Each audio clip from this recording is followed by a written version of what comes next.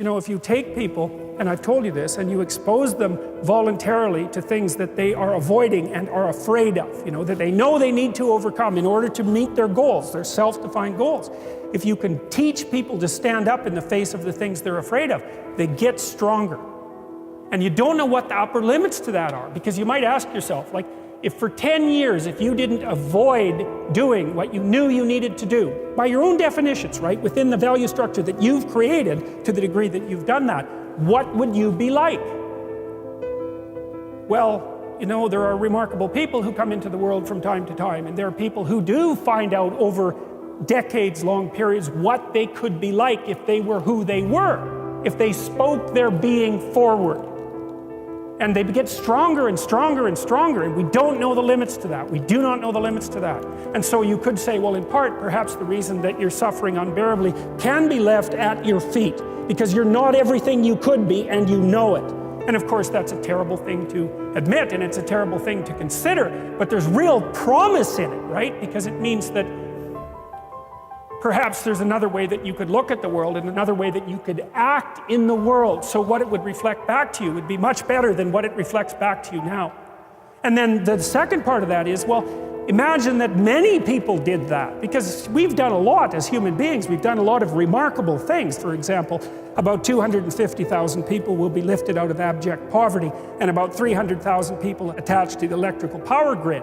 We're lifting people out of poverty collectively at a faster rate that's ever occurred in the history of humankind by a huge margin. And that's been going on unbelievably quickly since the year 2000. The UN had planned to have poverty between 2000 and 2015, and it was accomplished by 2013.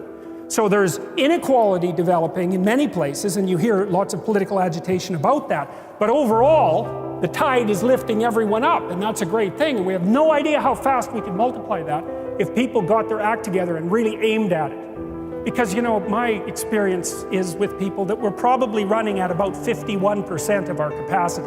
I often ask undergraduates how many hours a day you waste or how many hours a week you waste. And the classic answer is something like 4 to 6 hours a day. You know, inefficient studying, watching things on YouTube that not only do you not want to watch, that you don't even care about, that make you feel horrible about watching after you're done. That's probably 4 hours right there. You know, you think, well, that's 25 hours a week, it's 100 hours a month, that's 2.5 full work weeks, it's half a year of work weeks per year. And if your time is worth $20 an hour, which is a radical underestimate, it's probably more like 50 if you think about it in terms of deferred wages. If you're wasting 20 hours a week, you're wasting $50,000 a year. And you are doing that right now. And because you're young, wasting $50,000 a year is a way bigger catastrophe than it would be for me to waste it, because I'm not going to last nearly as long.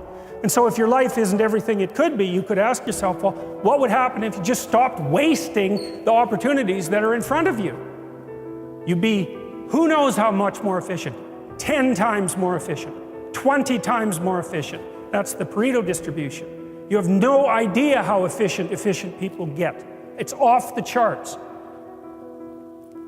Well, and if we all got our act together collectively and stopped making things worse, because that's another thing people do all the time. Not only do they not do what they should to make things better, they actively attempt to make things worse because they're spiteful or resentful or arrogant or deceitful or homicidal or genocidal or all of those things all bundled together in an absolutely pathological package. If people stopped really, really trying just to make things worse, we have no idea how much better they would get just because of that. So there's this weird dynamic that's part of the existential system of ideas between human vulnerability, social judgment, both of which are major causes of suffering, and the failure of individuals to adopt the responsibility that they know they should adopt. And that's the thing that's interesting too, is that people have a conscience. And you know what the conscience is. It's this feeling or voice you have in your head just before you do something that you know is stupid, telling you that probably you shouldn't do that stupid thing. You don't have to listen to it, strangely enough, but you go ahead and do it anyways, and then, of course, exactly what the conscience told you was going to happen inevitably happens, so that you feel even stupider about it than you would if it happened by accident, because you know, I knew this was going to happen, I got a warning it was going to happen, And I went and did it anyways. And the funny thing too is that that conscience operates within people, and we really don't understand what the hell that is. So you might say, well, what would happen if you abided by your conscience for 5 years or for 10 years? What sort of position might you be in? What sort of family might you have? What sort of relationship might you be able to forge? And you can be bloody sure that a relationship that's forged on the basis of who you actually are is going to be a lot stronger and more welcome than one that's forged on the basis of who you aren't. Now, of course, that means that the person you're with has to deal with the full force of you in all your ability and your catastrophe, and that's a very, very difficult thing to negotiate. But if you do negotiate it, well, at least you have somewhere solid to stand, and you have somewhere to live. You have a real life, and it's a great basis upon which to bring children into the world, for example, because you can have an actual relationship with them instead of torturing them half to death, which is what happens in a tremendously large minority of cases.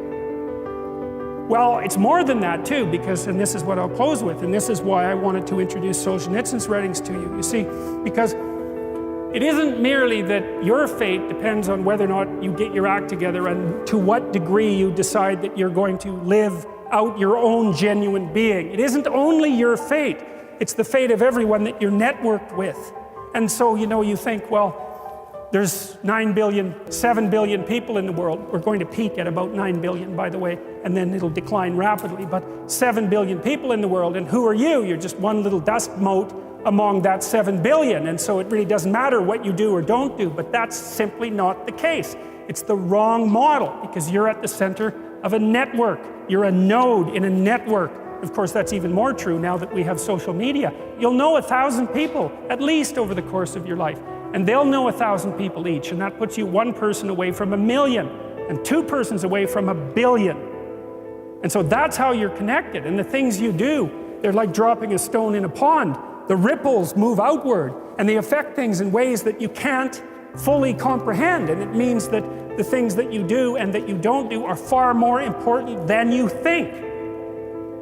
And so if you act that way, of course, the terror of realizing that is that it actually starts to matter what you do. And you might say, well, that's better than living a meaningless existence. It's better for it to matter. But I mean, if you really asked yourself, would you be so sure if you had the choice? I can live with no responsibility whatsoever. The price I pay is that nothing matters. Or I can reverse it and everything matters. But I have to take the responsibility that's associated with that. It's not so obvious to me that people would take the meaningful path. Now, when you say, well, nihilists suffer dreadfully because there's no meaning in their life and they still suffer, yeah, but the advantage is they have no responsibility. So that's the payoff, and I actually think that's the motivation. Say, well, I can't help being nihilistic. All my belief systems have collapsed. It's like, yeah, maybe. Maybe you've just allowed them to collapse because it's a hell of a lot easier than acting them out. And the price you pay is some meaningless suffering, but you can always whine about that and people will feel sorry for you, and you have the option of taking the pathway of the martyr, so that's a pretty good deal, all things considered, especially when the alternative is to bear your burden properly and to live forthrightly in the world. Well, what Solzhenitsyn figured out, and so many people in the 20th century, it's not just him, even though he's the best example, is that if you live a pathological life, you pathologize your society. And if enough people do that, then it's hell. Really, really. And you can read the Gulag Archipelago if you have the fortitude to do that, and you'll see exactly what hell is like. And then you can decide if that's a place you'd like to visit, or even more importantly, if it's a place you'd like to visit and take all your family and friends. Because that's what happened in the 20th century.